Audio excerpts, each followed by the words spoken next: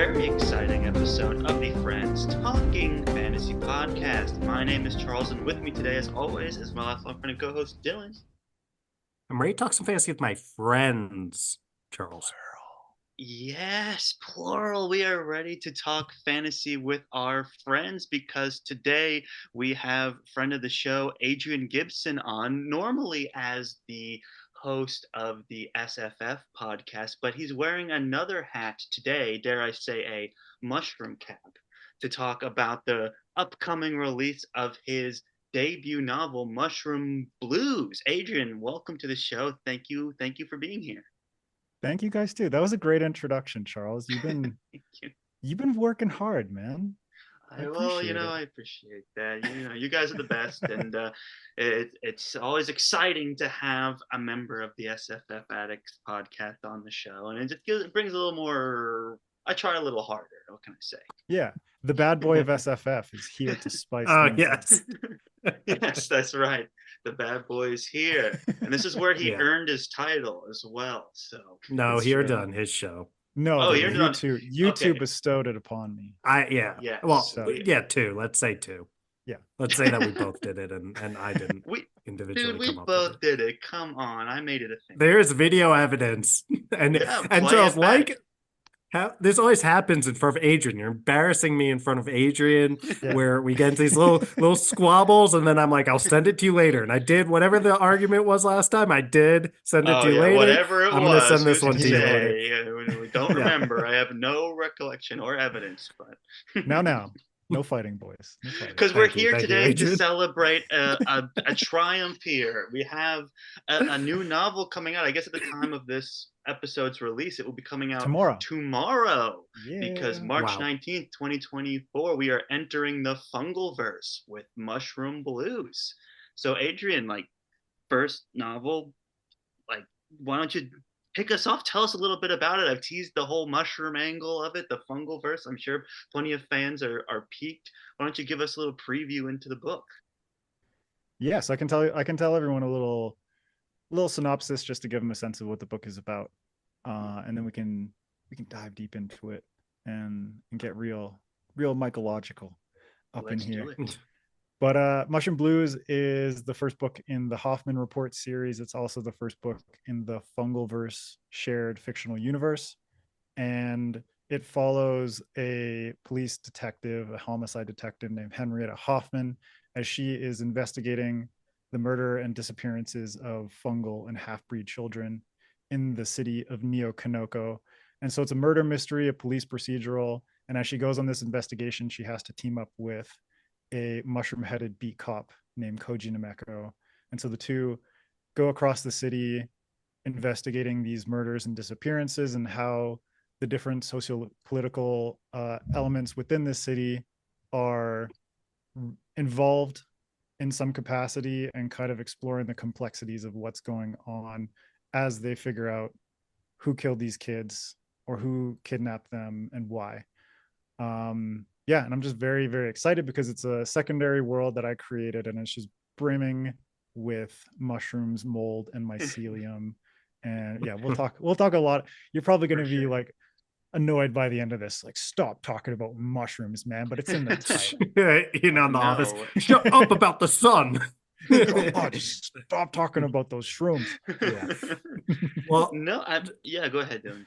Yeah, we've been lucky enough to get a sneak peek of it before it's come out. We've been able to read the first 25% of the book and really enjoyed reading about it. Totally unique concept, and not just brimming with all that fungal, I don't know all the words you just used, but it also just brimming with life. And it's such a it's such a really unique and cool world that you created. And it's I also want to say, because you've got an awesome I forget what they call it, but an elevator pitch of what the book's like. You call it Blade Runner, True Detective, and District 9 meld with the weird worlds of Jeff Vandermeer and China Mieville in Adrian M. Gibson's fungalpunk noir debut. I mean, if you're not sold hearing that, I mean, I don't know what else we can do for you, listener.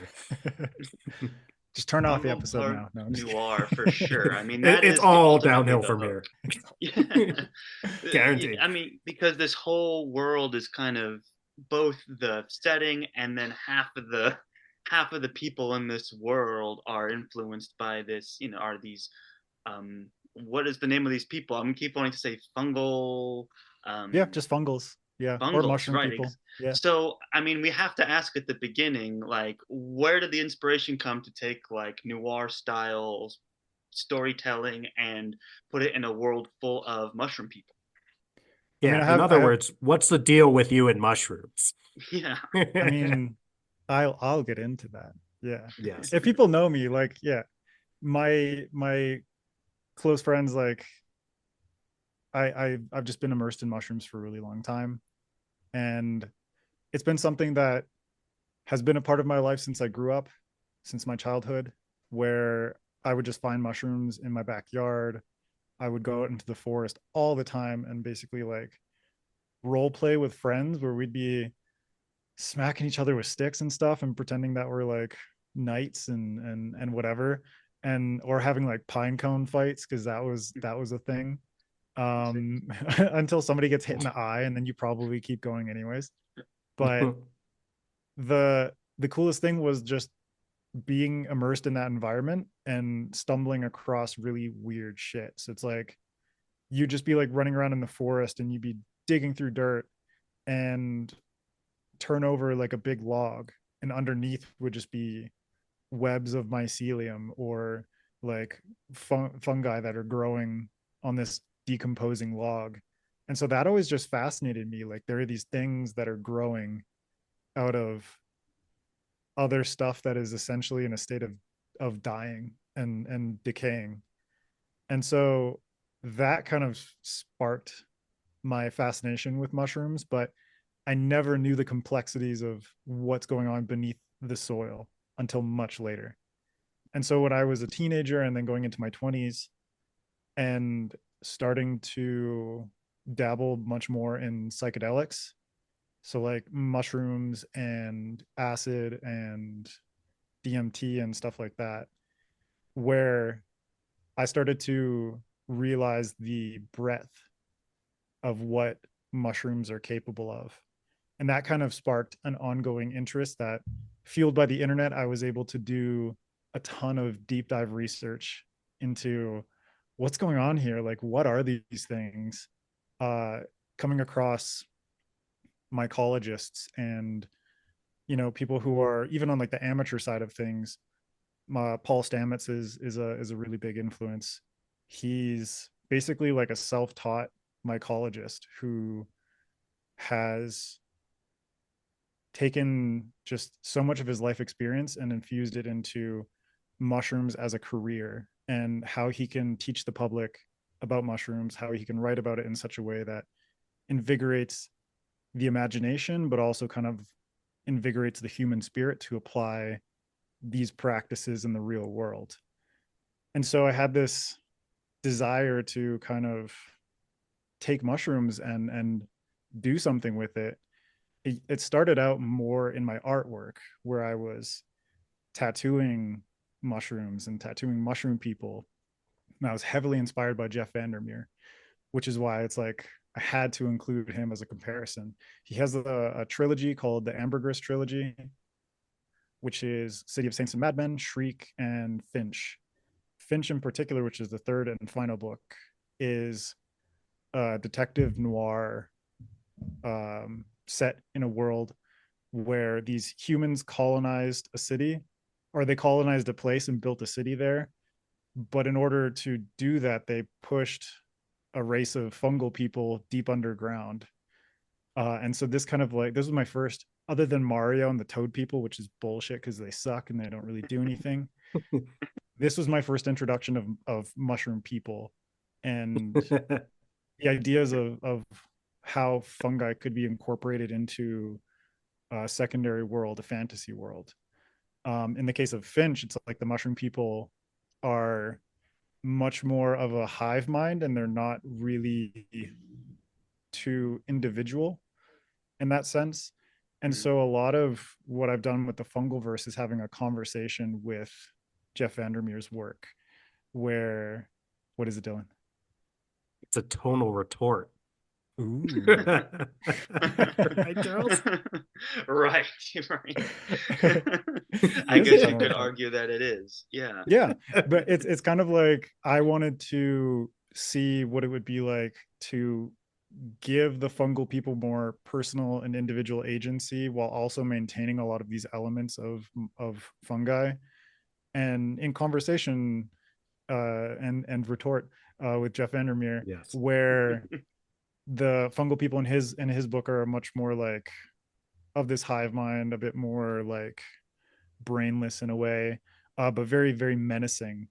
And so I wanted to humanize fungi. I wanted to humanize fungal people and contrast that with the dark sides of humanity. And so that was a big influence for me. And I started tattooing fungal people. I started drawing them, and kind of allowing that to flourish through my artistic career. And around 5.5, 6 years ago, I had a dream where I saw a giant bioluminescent mushroom just like in the trees, but like hovering over everything. It was gigantic and there were spores floating in the air. And I took this and I thought like, I need to write a book in a world of mushroom people. And then the influences from Jeff Vandermeer came back and the art influences came into it a lot. But I spent way too much time world building and drawing and not enough time actually writing an interesting story. And so I had to kind of compartmentalize like what works about all this and how can I take that and pull in genres, much like Vandermeer did with his series, pull in genres that I adore and infuse them into this world that is based in fungi. And so that's where like the detective and police procedural elements came in, cyberpunk and influences from that, which will play more heavily into different series set in the Fungalverse, where it'll be more about technology and corporations and these very cyberpunk elements. But I pulled in these influences from genres that I love, from authors that I love, and people like Paul Stamets, who are proposing ideas for how fungi can be used to better humanity. And so applying that to things like mycological architecture and forms of communication and the ways in which fungi can be incorporated into engineering and all different kinds of applications. And I wrote one book in this world before Mushroom Blues, but it wasn't working too well. I finished it, but I decided that I needed to put it aside and write something else. And so Mushroom Blues started as a novella that I was going to give away for free when people signed up for a newsletter. But I just realized the world is too, this time period is too good. The characters were too rich and they needed to be fleshed out a lot more. And so one book essentially became a 4-book series.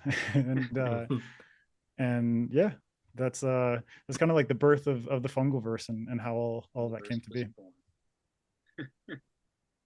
Yeah. And I mean, something that I think you captured really well here, it stuck with me that you said, okay, I got to figure out how to keep some of these more hive mind type elements that are interesting about the fungals here, or the fungals that were in, was it Finch you said it was called? Yep. The Vandermeer book.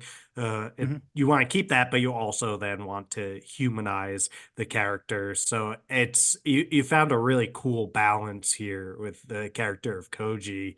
And it's kind of, that's where the True Detective reference comes in for me, the True Detective comparison, because it kind of evoked that for me independently when I was reading. It's this like the fungal people have basically been colonized, and then you've got Koji, who's the only fungal on the force, and he gets paired up with Hofmann, and they kind of have some of these exchanges that have the feel of almost like the True Detective season 1, where it's like Koji kind of taking the place of the Rust McConaughey character, and then Hofmann a little bit more in the Woody Harrelson shoes, where it's like, okay, Koji slash Matthew McConaughey.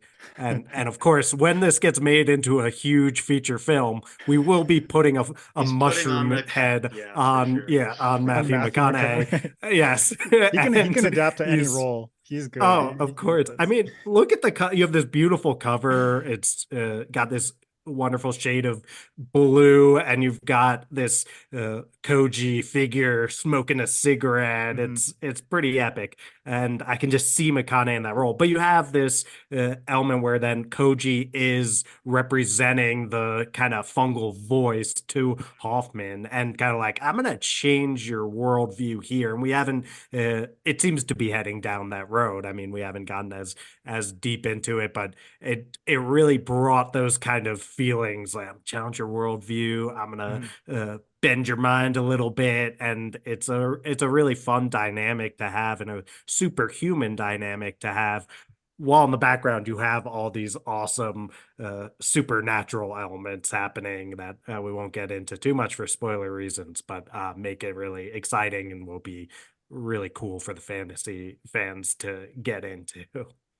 No, I'm so glad you picked up on that though. It's like season 1 of True Detective was a huge kind of like lodestone for me for the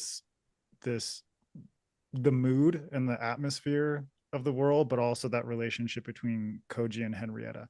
Because yeah, like what McConaughey and Harrelson kind of have is this like uneasy relationship, and it's rooted in so much difference, and the entire season is basically about someone who is so set in their ways and someone who's so different that they constantly challenge that person's sort of like preconceived notions of life and institutions and their job and all these different things. And so like Koji very much for Henrietta is like, she comes from a country that has essentially programmed its citizenry in terms of justifying this war, this invasion that they carried out against a country that is so different from their own, you know, like humans versus fungals. And at the same time, those justifications kind of permeating into the culture very much in the ways in which the United States government sort of permeated everything in like the early years of the 2000s after 9/11, and with the Iraq war and the Afghanistan war and this kind of thing, and sort of like imbuing this like war culture mentality into its citizens. And that was very much something that I tried to bring into this world, where it's like humans are discriminatory towards the fungals, they're racist towards the fungals because of the ways in which their cultural programming has set the frameworks for how they interact with these people, how they perceive them.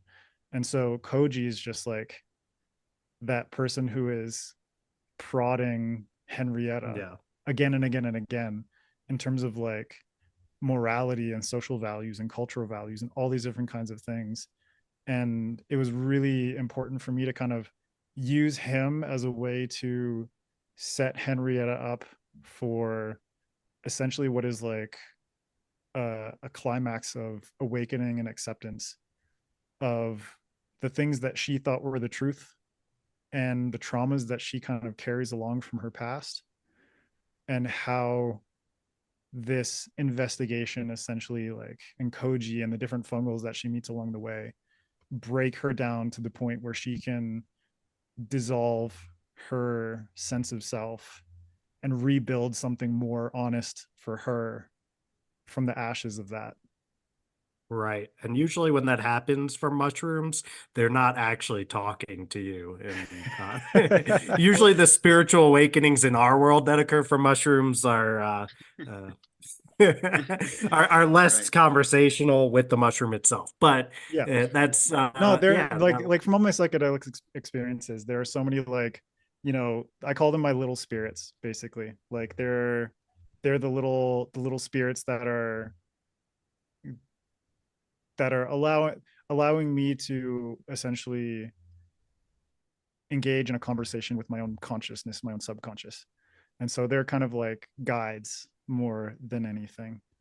Not to get like too esoteric or anything like that, but no, I mean it's again, you were kind of talking about the different themes and the idea of giving like a race of mushroom people their own identity and outside of this hive mind mentality in order to convey that. And I think what's really interesting when you incorporate like the symbolism of mushrooms into that is like on the surface level they can be, if you aren't used to it or ignorant of it, it can be kind of repulsive.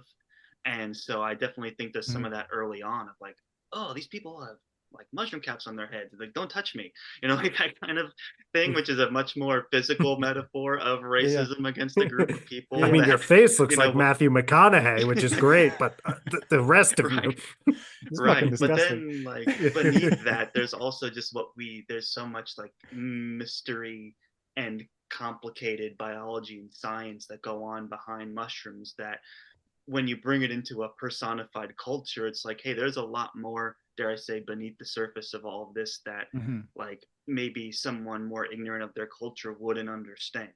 And so being able to rope that into like a whole universe and world where you have two groups of people who their personalities can often be kind of very similar and they're both very human, but one is just a fungal person and the other one is what we're more considered a human being. And so that is where all the kind of conflict comes from. And it's kind of interesting to see. It's like, okay, it's culture, but also they're like two different organisms, yet they're interacting and living on top of each other. So that to me was like a really interesting way in which you've kind of went your own path with using this kind of mushroom fungal verse kind of metaphor into your bigger themes on humanity and culture, which I've always really been interested in myself. So I thought that particularly for me, for my reading experience, was a big highlight. Nice, thank you, man. Yeah, because it's really important for me. I think there's so much in just general life experience that is rooted in misunderstanding. And to have not only like cultural misunderstanding, but also biological misunderstanding. And Henrietta herself is mycophobic, in which case she's, fearful in a lot of cases and disgusted by fungi, which is ironic for her and very unfortunate that she was, this is in the first chapter, so it's not a spoiler, but she was essentially given an ultimatum and the choice was imprisonment or exile, and her exile happened to be a place that is like her embodiment of hell. It's like people you don't understand, a language you don't fully grasp, and fungi everywhere. And so she's the kind of person who's disgusted by the sight of like mushrooms on a plate and the idea of eating them, let alone living in an entire city filled with mushroom people and mushroom architecture and all this different kind of stuff. But it's just a really good foundation to be able to talk about complicated things like colonialism and race relations and all this different kind of stuff, and also approach it from this basis of familiarity with things like police procedural and mystery, right, and genres that people are much more familiar with. But then on top of that, just ramp up the infusion. Shout out to my friend Jonathan Navarre, because he put it perfectly as like microdose world building, where it's like the infusion of the weird and the intangible and the surreal is like trickling in at the beginning, and then it ramps up more and more and more as the book goes on, until it's really surreal towards the end and the things that she's experiencing. I'm excited to get to that part for sure. And I'm thinking about how you said that this is essentially Hoffman's personal hell that she's stuck in, because I think it was Sanderson during one of his writing seminars, he talks about, hey, if you're in a situation where you have a premise or world or a situation already set, but you don't have the character yet, one way that you can do it is just think, who is the absolute worst person that this could ever happen to, like, and put them right in there. And okay, now you've got your main character. So I don't know if that was an actual process that played out deliberately for you, but you certainly adhered well to one of Sanderson's thoughts about how to fit character and story together. Yeah, I don't remember that particular anecdote from Sanderson. Was it in his like his online classes? Yeah, I think it was in one of the lectures at BYU. Lectures, yeah. Because I watched all those years ago, and they're really, really helpful and motivational for me. But I don't remember that particular tidbit. But probably it just kind of like floated in my subconscious, and as I fleshed Henrietta out as a character, I just thought of different aspects to her that would make this situation more and more unpalatable. Which I think helps because she is not the most likable character. She is pretty despicable in some ways. But, you know, for you two, like fans of Abercrombie's work, there is something really special in being able to humanize terrible people and make them, not relatable in every aspect of their being, but relatable in a few key aspects that you can kind of empathize with them, even though you're kind of like grossed out by the fact that you're empathizing with, like Glokta is a horrible person, a torturer. And yet he is, for me, easily the best character in that entire series, just because of the way Abercrombie was able to utilize the empathetic aspects of his character to engage you, but then using the despicable aspects of his character to make you question your own judgments and to draw you in deeper through this sort of like self-analytical process of like, why am I connecting to this person? Like, why do I do this? Why do I do this to myself? It's kind of this like weird psychological trick that is going on where you're, when somebody sees a car accident, they're more often than not likely to slow down and watch and see what's happened. Like, we're drawn to horror, we're drawn to bleak stuff, and think that's why like most news focuses so much on the disasters and the terrible things that are happening, as opposed to like all the positive. Of course there's positive stuff in this book, and that's kind of part of the big payoff, but I do think there is something about human psychology where you can find this just strange sort of connection with people who are doing things that you disagree with. For sure, but I think also the other level, yes, like there's a lot about the main character of the story, Hoffman, that's kind of detestable, but and you could say like, oh, racist, because technically it is in this world, it is for sure. But what's interesting is it's rooted in this procedural, police noir crime kind of investigation. The story opens where she's investigating a crime of like the murder of an innocent like being, right? And so you're rooting for her from the beginning. Obviously, it's like this person's good, and that they're trying to figure out who committed this crime and try to bring justice to this case. And then we kind of get introduced more and more to the shocking elements of not just her character, but the kind of systematic oppression of one race over another in the story. It is opened up as well, but it's the kind of procedural drama opening that we can kind of grab onto and go into the more psychedelic ride later on, because to me I love the scenes where it's like, you're a loose cannon, Hoffman, there's no you gotta be careful out there in the field, like those classic police moments where it's like, what's gonna happen next? You never know with these grizzled detective types, but it's part of the endearment of the character, and how you can kind of branch off of that from there and make it your own is the fascinating part. And those are the things that I love, because it's like people can hate or love tropes. You know, that's a personal thing, but there are certain genres where the tropes are just so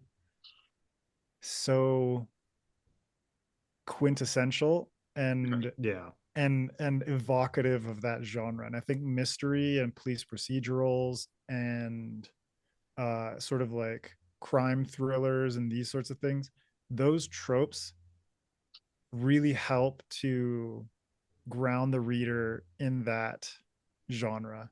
And I love, like, you know, when it comes to police procedurals, the sort of relationship between like the detective and the captain, or like the person who's in charge, Right. the sorts of relationships within like the bullpen and that kind of stuff. I'll have your You know, badge. yeah, I'll have your badge. Yeah, exactly. Leave it on my desk and get the fuck out of here. And like, you know, the forensics team and going and doing like an autopsy and this kind of stuff is so fun for me because I love those elements and I love those sort of tropey moments in this particular genre.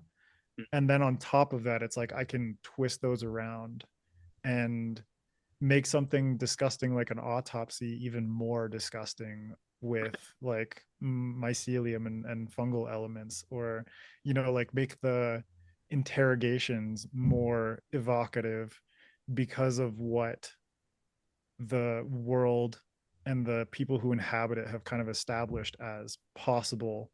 Not necessarily like we're rooted in the real world and so an interrogation's an interrogation, but no, we're in the secondary world with fungal people. And so how could that kind of interrogation play out? You know what I mean?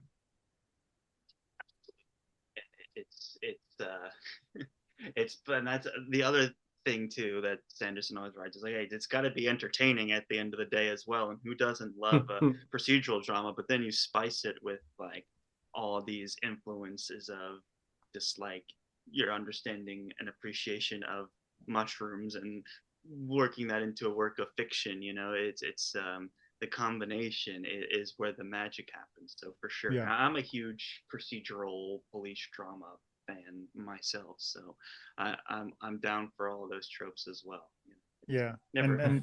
And if anyone, actually a friend of mine recommended I include this because I have a glossary with like, you know, language that I like, sort of like phrases and as part of a language for the fungal people, also sort of like slang words and slurs that they use towards each other, the humans and the fungals, a whole like sort of list of like deities that are part of the fungal people's religion.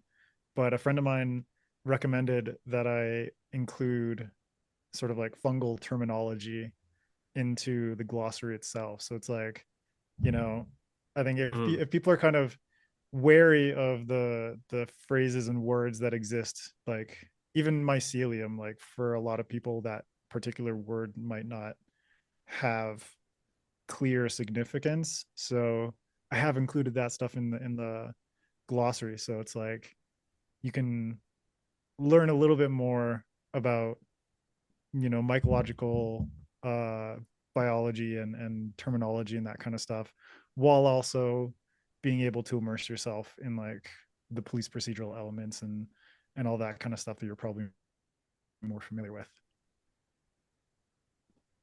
Yeah, I definitely learned a lot of new words. Mycelium and all. I was like, okay, I think that has to do with fungi. Like, I am learning a lot from that That is a terminology. So part I of a appreciate you mushroom including. from context. Yeah. I'm guessing. Yes. And I do kind of toss people into it. Like this is the kind of world and story where it's like you're thrown into it, and there's a lot of like implied history and stuff that happens before, but yeah, just like get into it real quick. You're gonna learn about like spores and filaments and all kinds of nasty shit. That's one of the things that I wanted to kind of ask you about beyond the fungal verse itself is the actual kind of step into releasing like a self-published book. What was your experience like? Like we know you know, a big background in art, and you mentioned tattooing, and then you mentioned your inspiration in literature, your big dream. But how do you go from that to actually the discipline of sitting down and writing a book? I know you mentioned you had other books that you had in the works, but what was it like writing Mushroom Blues and entering into like self-publishing this book? It's been very challenging and just a lot of unexpected stuff. I think the podcast, like SFF Addict, set me up for expectations of the writing process more so than self-publishing. The writing process itself was still quite difficult. But I'd learned so much from different authors in terms of like how to approach a first draft and how to approach editing and stuff like that, that I knew, like, even though I'm getting stuck on like a particular scene or a particular chapter, like there are things that I can do to just kind of like push forward and get towards the end such that I have a clear idea of the end and I don't have to stress myself out as much along the way. And revision and editing was actually really fun because it just helped me and gave me the opportunity to really hone in on a lot of the stuff that I knew needed to be elaborated upon.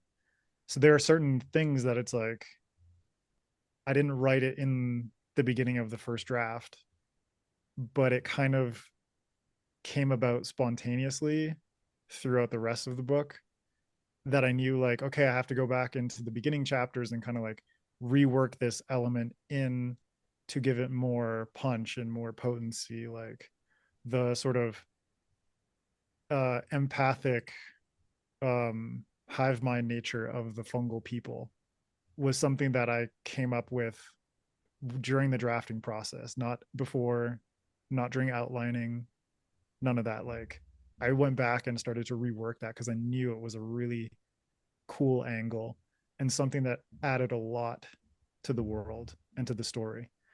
But self-publishing is just, that is the thing that for me has been, I think, more challenging, because regardless of how much people tell you, I've had the benefit of talking to a ton of different authors and getting their experiences with it.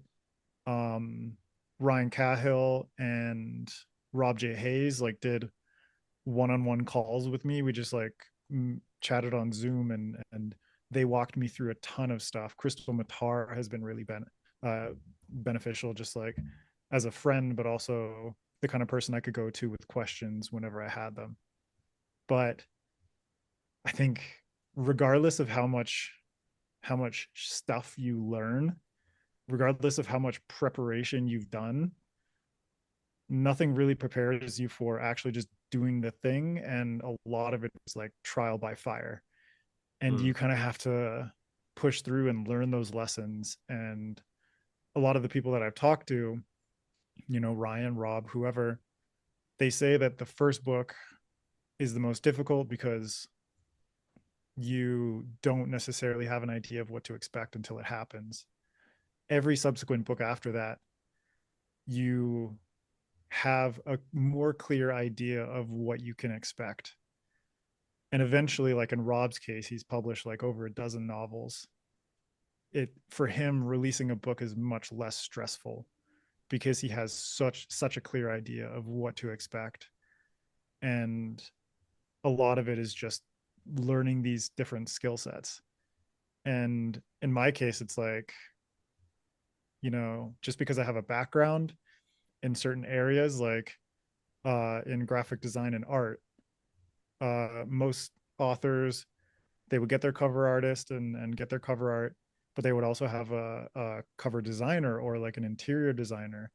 I'm doing all that myself and learning how to design a book from back to front.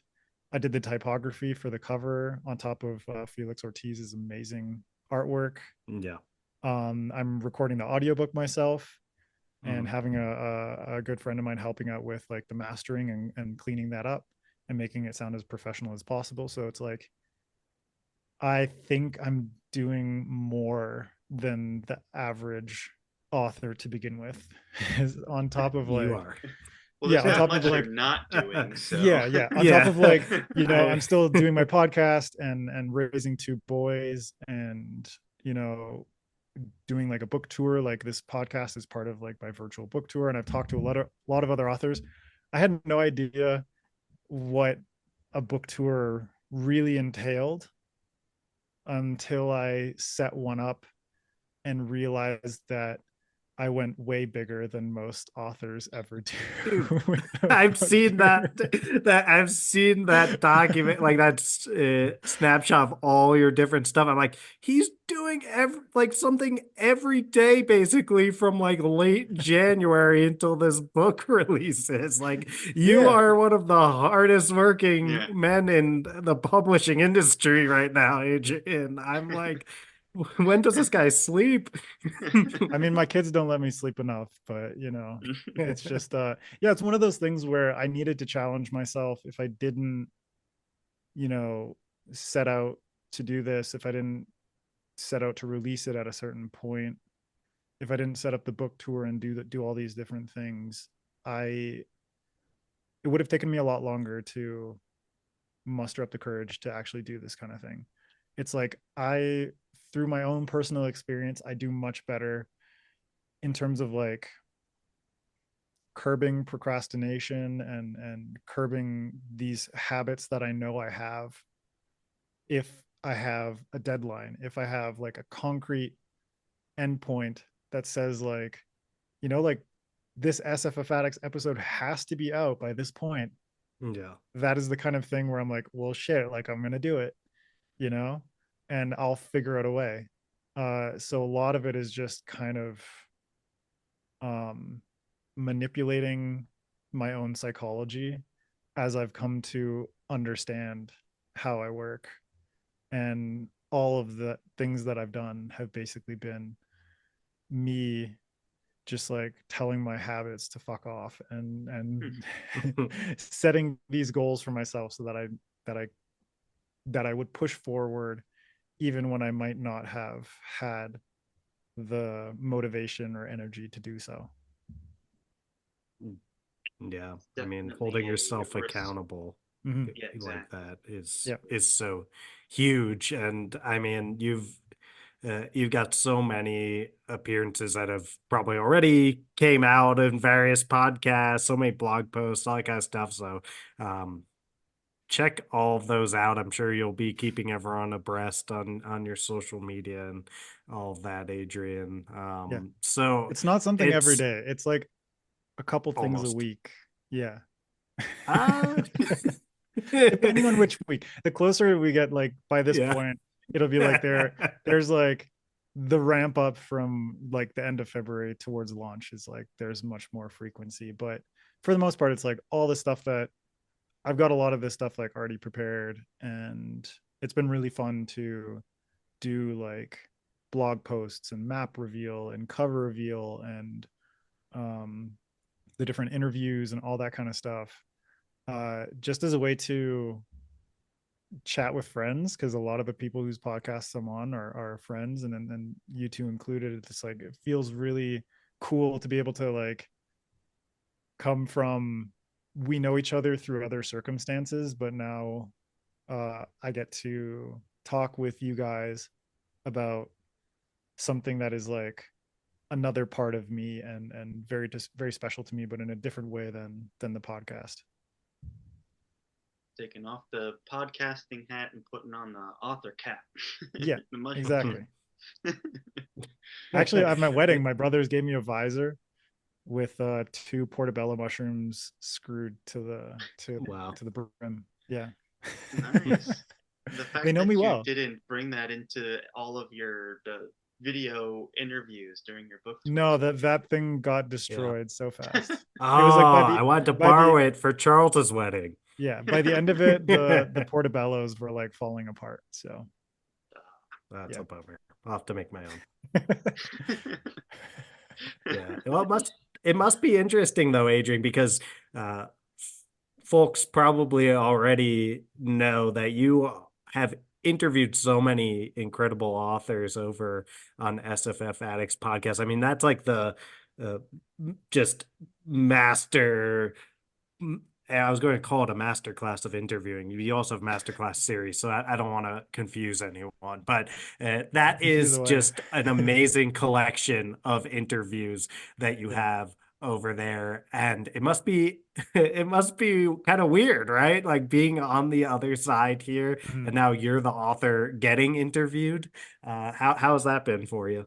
It was really nerve-wracking at the beginning, dude. Like the first interview that I recorded, which won't be the first interview, like it'll be out by the time this one goes out, but it's on our pod on with Hannah and Laura from on Wednesdays We Read. And it's great because like I know them, and so it's kind of like we have this familiarity, but at the same time, that being my first interview as an author, it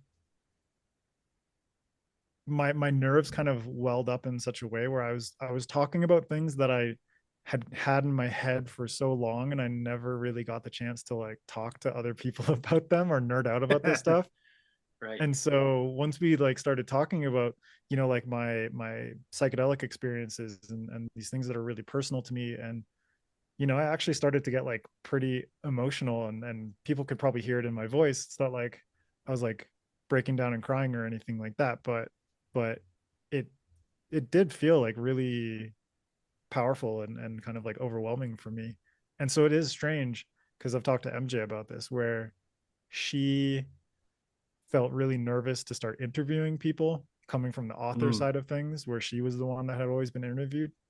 And so I think it's just a matter of like what you're familiar with. And for me, like interviewing somebody is second nature. Like I don't really even think about it. I don't have to do any preparation for it. And I don't necessarily have to like psych myself up to talk to someone like Jim Butcher or Martha Wells or whomever. But you know, getting interviewed about my own stuff and talking about myself, it's like shit, I haven't talked about myself this much in a really long time.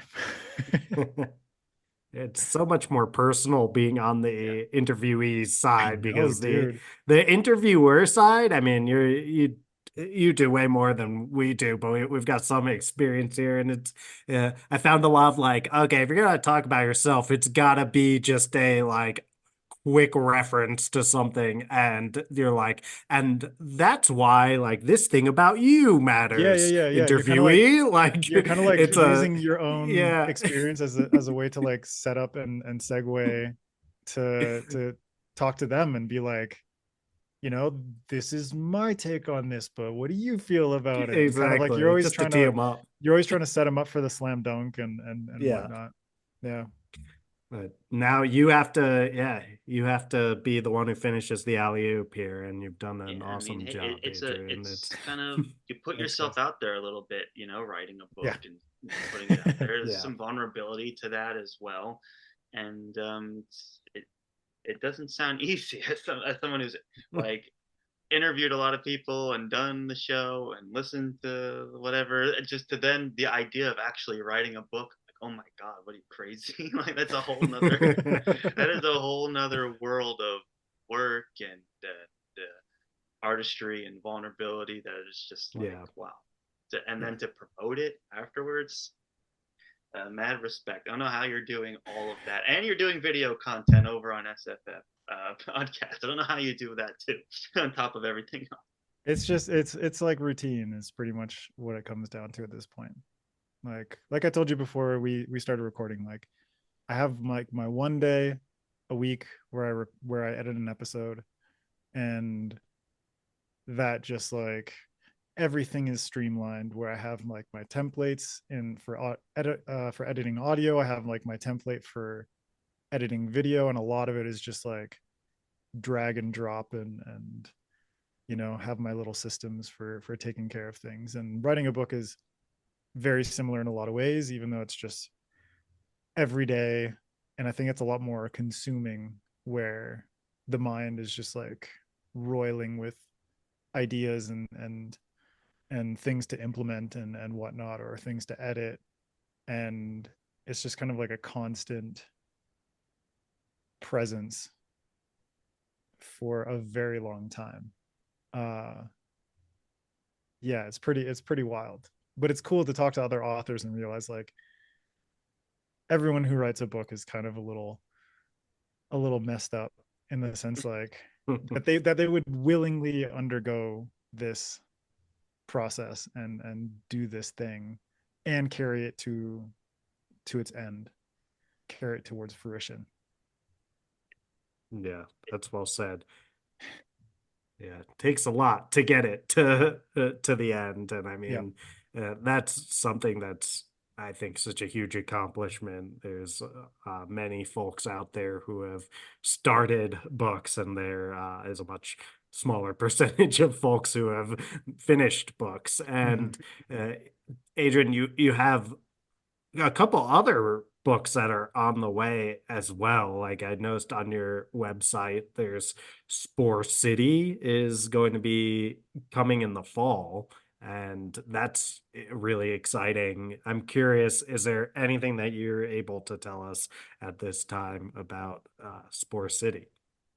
I'm not going to get into too much detail about it, but it is the book that I wrote before Mushroom Blues, and just kind of like reworking it and using that as the jumping off point for a different series in the fungal verse. So Mushroom Blues kicks off the Hofmann Report, which is a 4-book series, as I mentioned earlier.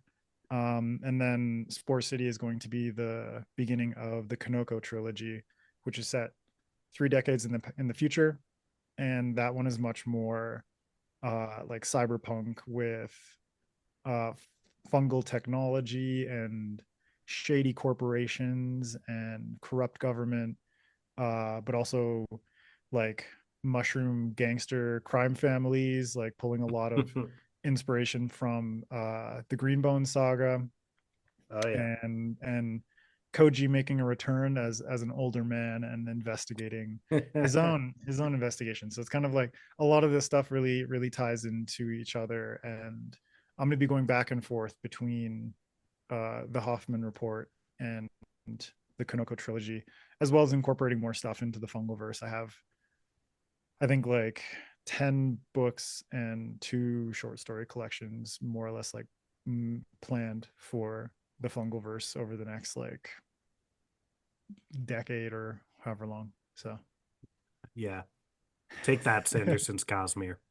Yeah, take that for real. I'm gonna colonize yeah.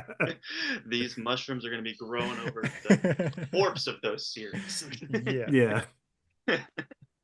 Well, I mean, Adrian, the the amount of work that you've done already and the ambition that you have for the project going forward, it is very impressive, very inspiring. One of the things I want to make sure that we talk about as we kind of wrap up the discussion is like, as someone who's doing all of this work, kind of taking the lead on a lot of this effort to self-publish this book, what are some of the best ways that people who are interested in Mushroom Blues and interested in you can do to support you? I mean, yeah, you can support SFF Addicts. Just listen to the show, watch it, or support us on Patreon. And then for Mushroom Blues in particular, just like pick up a copy of the book. I hope you enjoy it. If you are into mushrooms, or if you're not into mushrooms, I think this book has a lot for a lot of different people. You might come out of it loving mushrooms more, but also at the same time being more disgusted by them. My hope is that just by reading this book, people are more curious to learn more about fungi and this kingdom of organisms that exist on our planet and have shaped our planet in a lot of ways, but a lot of people just don't know much about them. And so like hopefully my book is a jumping off point for them to do their own research and just kind of go down their own rabbit holes, whether it's like psychedelics or whether it's mycology or what have you. Book will be out tomorrow, March 19th, in paperback and ebook, and it'll be out on April 2nd in hardcover and then April 16th in audiobook. So you got lots to look forward to, and hopefully later this year with Sport City. But you can also sign up for my newsletter if you want to keep up to date on things, adrianmgibson.com, or you can follow me on social media at Adrian M. Gibson. On pretty much like all the platforms is that to be more frequently updated about all my happenings. But yeah, hope people check it out, and I hope they enjoy it. Absolutely. There you go, guys. Enter the Fungalverse tomorrow, March 19th. Mushroom Blues, Adrian M. Gibson. You don't want to miss it, guys. Come on. And then don't forget SFF podcast as well. Lots of awesome content going on over there. So much great stuff to enjoy. And it sounds like we'll have a lot to enjoy for a long time to come as the Fungalverse just kind of spreads like a mold fungus over everything. Hell yeah. That's the hope, man. That's the hope. And yeah, we got our 100 episode anniversary, or not anniversary, but just like 100 episode celebration. Congrats to SFF addicts. Yeah, so that'll be in April. So MJ and I are very excited to to celebrate 100 episodes. It feels pretty crazy, but cool. That's awesome. Yeah, that's a really cool accomplishment. Well, guys, I mean, I think we've said it all, right? I mean, this book, if you're not, how are you not interested? How are you not pre-ordering this book right now? Can you pre-order it? No, I haven't done pre-orders because that's another thing, like with the self-pub, it's like learning how to properly do pre-orders and or like how to at least take advantage of it. I just talked to some friends and I was like, yeah, fuck it. I'm not going to do pre-orders. Just come back tomorrow, guys. Yeah, just pick it up tomorrow. Book. You don't need us to explain that to you. Just remember Mushroom Blues, guys. Not gonna wanna miss it, so check it out. But thank you guys for having me on. I really appreciate you as friends and just as podcasters and voices in the community. So thank you, Adrian. The feeling is mutual. Thank you for coming on. Thank you for sharing your work with us, allowing us to preview it, allow us to be part of your book tour. We're very happy to get a sneak peek into Mushroom Blues, and we can't wait to dive into the rest of it tomorrow. Hell yeah. Thank you guys so much. All right, guys, thank you all so much for listening. Don't forget to check out all of Adrian's exciting projects he's got going on. Just Google them and click on all the things. You won't regret it. Thank you all for listening. And as always, go You will forward very much regret it. and conquer, friends. You won't regret it, I promise. Bye.